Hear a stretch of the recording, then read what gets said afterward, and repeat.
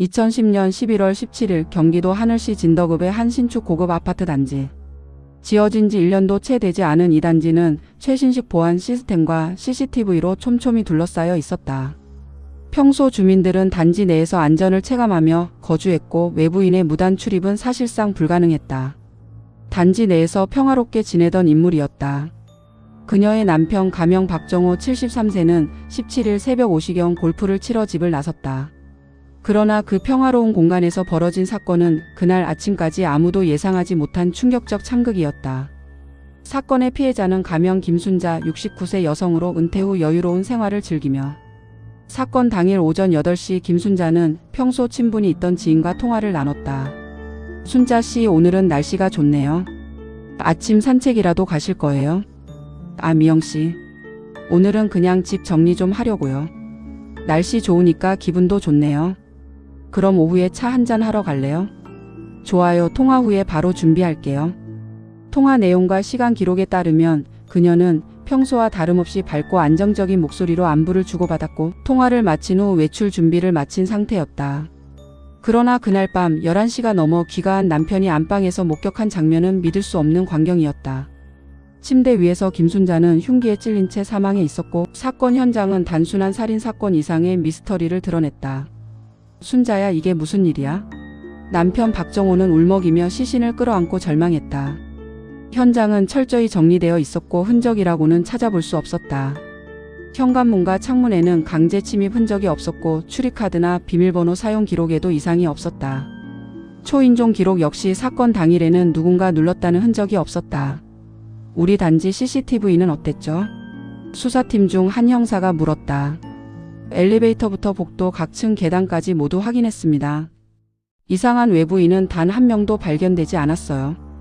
관리사무소 직원이 대답했다. 즉 외부 침입 가능성은 사실상 0%라는 겁니까? 형사가 놀란 표정으로 대묻자 직원은 고개를 끄덕였다. 이 아파트 단지는 최신 보안 설비를 갖춘 밀실이나 다름없는 조건이었다. 지하 주차장으로 진입하려면 차량 차단기를 통과해야 하고 그 과정에서 출입카드 사용 기록이 남는다.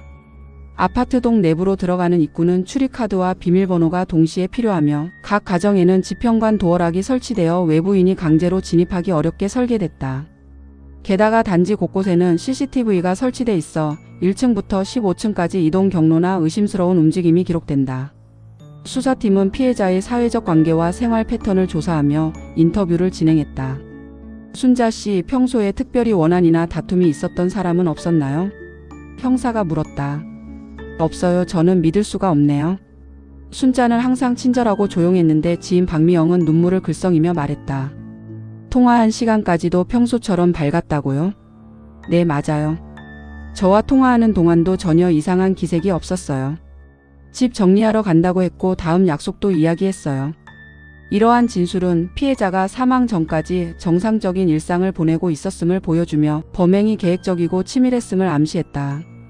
경찰은 사건 초기부터 밀실 조건을 최우선으로 고려했다.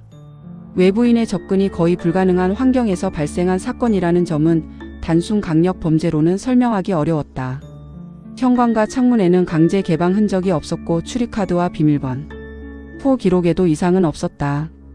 아파트 보안 시스템과 CCTV는 모두 정상 작동하고 있었으며 각 층과 공용 공간에서도 혈흔이나 발자국, 외부인의 흔적은 전혀 발견되지 않았다. 현관과 창문 모두 온전하네요. 단지 내부에서도 이상 흔적은 없고 수사팀 형사가 중얼거렸다. 그렇습니다. 이런 조건에서 범행이 가능하다는 것 자체가 믿기 어려워요.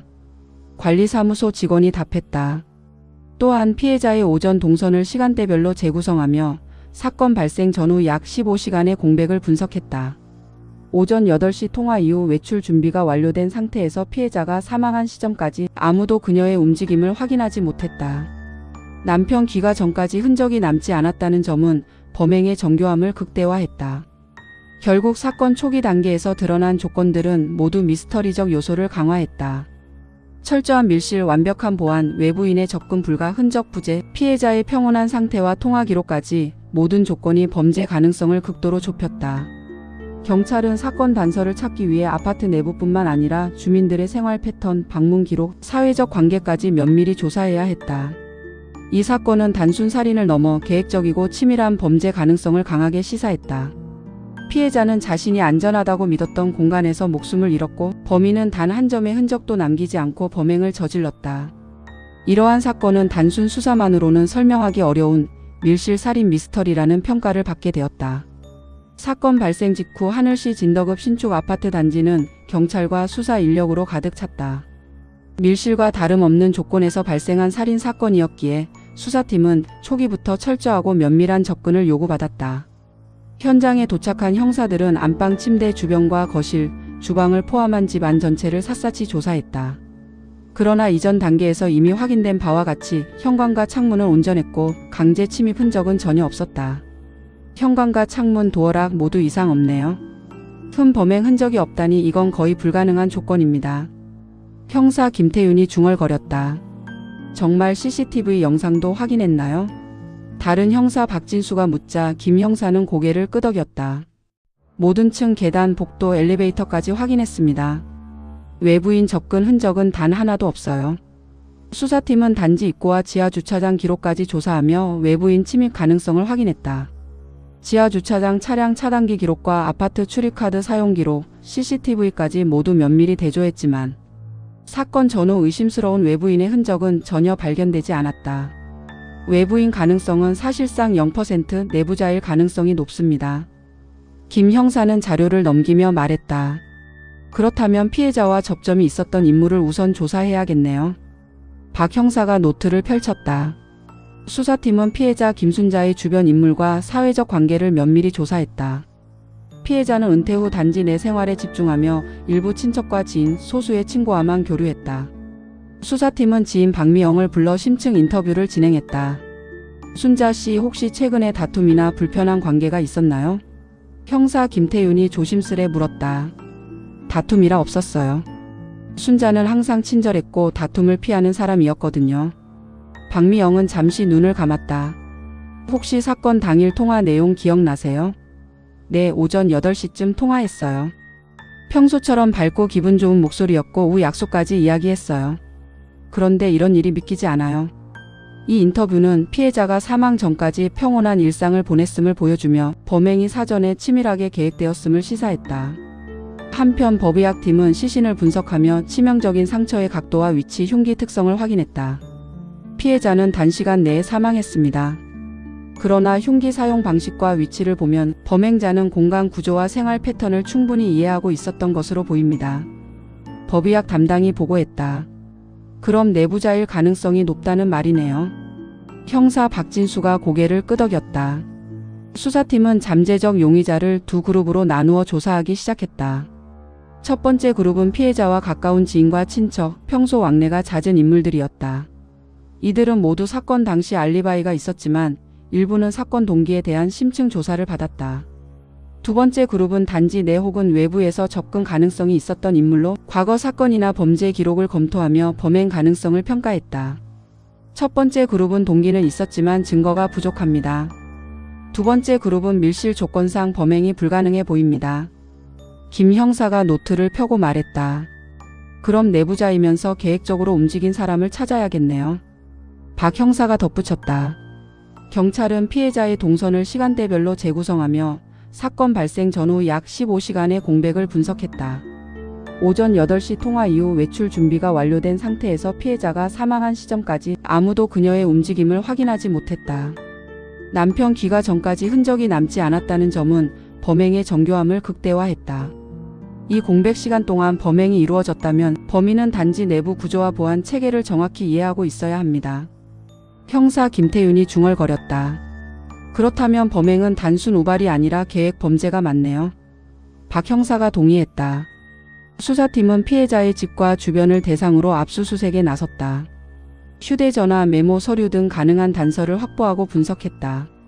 또한 단지 내 CCTV 자료를 재검토하며 작은 움직임이나 평소와 다른 행동을 면밀히 비교했다. 휴대전화 메시지 기록에서 몇 가지 의심스러운 문자가 발견됐습니다. 하지만 직접적인 위협이나 범행 예고는 아니에요. 수사팀 분석 담당이 보고했다. 좋아요. 그럼 그 인물 중심으로 추적을 강화합시다. 범인은 충분히 계획적이니 작은 단서라도 큰 의미가 있을 수 있습니다. 김 형사가 결론을 내렸다. 수사 과정에서 범행 동기와 내부자 가능성을 좁혀가며 수사팀은 사건의 불가사의한 밀실 조건을 하나씩 분석했다. 외부 침입 가능성은 배제되었고 피해자의 평온한 일상과 통화 기록, 지방 구조 분석까지 모두 내부자 범행 가능성을 지지했다. 결국 수사팀은 한 명의 용의자에게 수사 초점을 맞추기 시작했다. 그는 피해자와 일정한 접점을 가진 인물로 범행 동기와 계획 가능성이 비교적 높았다. 경찰은 그의 집과 차량 주변을 압수수색하며 단서 수집을 강화했다. 압수품 분석과 CCTV 재검토를 통해 사건 당시 행동과 주변 상황을 점차 재구성하기 시작했다. 모든 흔적이 치밀하게 계획된 범행을 가리키고 있습니다. 이제 남은 것은 범인의 행동을 시간대별로 정확히 맞추는 것입니다. 형사 박진수가 말했다. 좋아요, 집중합시다. 작은 단서 하나도 놓치면 안 됩니다. 김 형사가 단호히 말했다. 수사팀은 범인의 심리를 추적하며 치밀한 계획 범죄의 흔적을 하나씩 맞춰 나갔다. 범인은 피해자의 생활 패턴과 아파트 내부 구조 보안 시스템의 한계까지 정확히 이해하고 있었고 사건을 계획하고 실행하기 위해 충분한 시간을 들였던 것으로 드러났다. 이러한 분석을 통해 수사팀은 사건의 미스터리한 밀실 조건을 극복하고 범행 과정을 하나씩 재구성하는 단계에 들어섰다. 수사팀은 이제 한 명의 용의자 가명 이강민에게 집중하기 시작했다. 그는 피해자 김순자와 단지 내에서 일정한 접점을 가진 인물로 사건 당일 행동과 통신 기록, 주변 CCTV를 분석하면 계획 범죄 가능성이 높은 것으로 판단되었다. 이강민 씨 사건 당일 어디에 있었습니까? 형사 김태윤이 신문실에서 물었다. 저 집에 있었어요. TV 보고 있었고 밖에 나간 적 없습니다. 그의 목소리는 떨렸지만 눈빛은 불안과 긴장이 섞여 있었다. 그럼 출입 기록과 CCTV도 확인했죠. 그 시간대에 단지 안을 다닌 흔적이 없습니까? 박 형사가 물었다. 네, 없었습니다. 정말로 집에만 있었어요. 수사팀은 이강민의 집과 차량, 휴대전화, 개인 소지품을 압수수색했다. 작은 메모와 휴대전화 메시지, 인터넷 검색 기록에서 단서가 발견되었다. 특히 아파트 단지와 주변 숲속을 연결하는 지형과 접근 가능성을 미리 조사한 흔적이 나타났다. 형사님, 이강민이 단지 주변 숲 지도와 이동 경로를 미리 조사한 흔적이 있어요. 휴대폰 위치 기록과 검색 기록이 일치합니다. 분석관이 보고했다. 좋아요, 이제 그의 아지트가 어디인지 찾아야 합니다. 단지 보안으로는 외부인이 접근할 수 없으니 내부자 동선을 파악해야 합니다. 김 형사가 말했다. 이강민의 여러 가지 의심스러운 정황은 있었으나 증거물을 찾지 못했고 CCTV에 찍히지 않았기 때문에 용의선상에서 제외되었다. 사건 발생 사흘째 아파트 단지는 여전히 얼어붙은 듯한 분위기에 잠겨 있었다. 주민들은 경찰의 출입을 지켜보며 우리 집도 안전한 게 맞나? 라는 불안에 사로잡혔다. 무엇보다도 믿기 힘든 점은 피해자 김순자 씨가 발견된 현장이 외부 침입 흔적이 전혀 없는 완벽한 밀실이었다는 사실이었다. 형사들은 사건 당일의 타임라인을 재구성하는 데 집중했다. 남편 박정호 씨는 새벽 5시에 골프 모임을 위해 집을 나섰다. 이후 피해자는 오전 8시경 지인과 마지막 통화를 했고 그 이후의 행적은 증발하듯 사라졌다. 오후 내내 아파트 복도와 지하 주차장을 비추던 CCTV에는 낯선 인물이 잡히지 않았다. 밤 11시 귀가한 남편이 아내의 시신을 발견했을 때 이미 방 안은 고요히 굳어 있었다. 현관 도어락 기록은? 이상 없습니다. 오전 8시 이후로는 열림 기록이 없어요. 창문은? 강제 침입 흔적 전혀 없습니다. 형사들의 대화는 반복해서 같은 벽에 부딪혔다. 출입카드, 도어락, 초인종 기록 그 어느 것도 범인의 흔적을 보여주지 않았다. 신문은 남편을 향하기 시작했다. 경찰은 알리바이를 재차 확인하며 의심의 눈길을 거두지 않았다. 박정호 씨 새벽 5시에 집을 나가셨다고 했죠. 같이 간 분들의 증언 확보됐습니까? 네, 5시 반 티타임 예약이 있었습니다. 동반자 3명이 모두 증언해 줄 겁니다. 그럼 낮 동안에는 어디에 계셨습니까? 골프를 마치고 점심을 먹은 뒤 곧장 지인들과 저녁까지 있었어요. 저녁 9시쯤 헤어졌습니다. 동반자들의 진술과 카드 사용 내역은 그 말을 뒷받침했다. 남편은 사건 시간대에 집에 있지 않았다는 것이 확정되었다. 그러나 경찰은 여전히 그의 신경 변화를 주시했다. 사랑하는 배우자를 잃은 남편의 표정은 충격과 절망으로 일그러져 있었지만 형사들의 눈에는 그것이 때로는 연기처럼 보이기도 했다. 다음은 단지 내에서 피해자와 접촉할 수 있었던 인물들. 택배기사, 관리사무소 직원, 청소 용역 그리고 몇몇 지인들이 조사를 받았다. 그날 오전 택배 배송 기록이 있습니까? 예, 몇 건 있었는데 모두 다른 동입니다. 피해자 댁은 기록에 없습니다. 관리사무소에서는 출입카드를 임의로 조작하거나 확인할 수 있습니까? 시스템상 불가능합니다. 로그에 남기 때문에 흔적 없이 드나드는 건 어렵습니다. 모두 추정일 뿐 확정으로 이어질 단서는 없었다. 시간이 지날수록 언론의 관심은 폭발적으로 커졌다. 기자들은 단지 앞에 모여 연일 질문을 쏟아냈다. 밀실에서 벌어진 살인, 경찰은 어떻게 설명합니까? 출입 흔적도 없고 CCTV도 비어 있는데 범인은 대체 어떻게 들어온 겁니까? 이에 대해 수사본부장은 짧게 답했다. 확정된 건 없습니다. 모든 가능성을 열어두고 조사 중입니다. 그러나 내부적으로는 깊은 좌절감이 번지고 있었다. 증거 없는 사건은 수사관들을 끝없는 추측의 소용돌이로 몰아넣었다. 사건 발생 닷새째 결정적인 순간이 찾아왔다. 피해자의 마지막 통화를 했던 지인 박미화 씨가 경찰에 불려왔다. 그날 통화에서 무슨 이야기를 나누셨습니까? 그냥 일상적인 얘기였어요. 오전에 시장에 같이 나가자고 했는데 영숙 언니가 외출 준비를 하겠다 하시더라고요. 목소리 상태는 어땠습니까? 불안하거나 두려운 기색은 없었나요? 아니요, 평소랑 다를 바 없었어요. 그게 더 이상해요. 몇 시간 뒤에 그렇게 될 줄 알았다면. 대화 속 단서는 전혀 범인의 그림자를 드러내지 못했다. 형사들은 또 다른 가설을 세울 수밖에 없었다. 혹시 피해자가 자발적으로 누군가를 집 안에 들였던 것은 아닐까? 만약 피해자가 스스로 문을 열어줬다면 범인은 그녀가 신뢰할 만한 인물이었을 가능성이 높다. 가족, 가까운 친척, 오랜 지인 하지만 지금까지 조사로는 특별한 혐의가 없어. 그렇다면 아직 확인하지 못한 사각지대의 인물이 있을 수 있지. 사건은 점점 미궁 속으로 빠져들고 있었다.